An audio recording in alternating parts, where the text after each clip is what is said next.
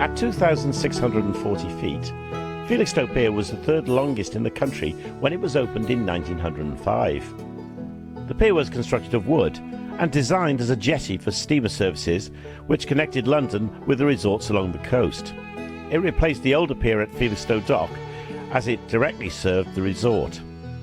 Because the pier was long and narrow with a tramway, there was little space for amusement, shops and cafes like its counterparts in Walton-on-the-Naze and Clacton, for example.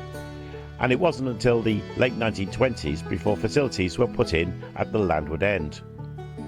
The heyday of the wooden pier ended in 1940 when sections of it were blown up to thwart an expected German invasion. After the war, the stranded sections were removed and the pier buildings replaced with the concrete structure that people in Felixstowe have been very familiar with for the last number of decades.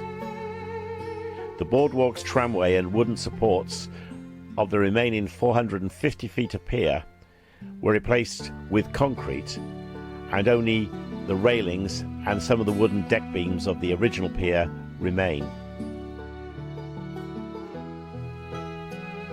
The post-war pier became an important part of the Felixstowe seafront scene, but by the 1990s the concrete supports were beginning to show significant weakness in some places, and it was decided to close most of the pier in the 1990s for safety reasons.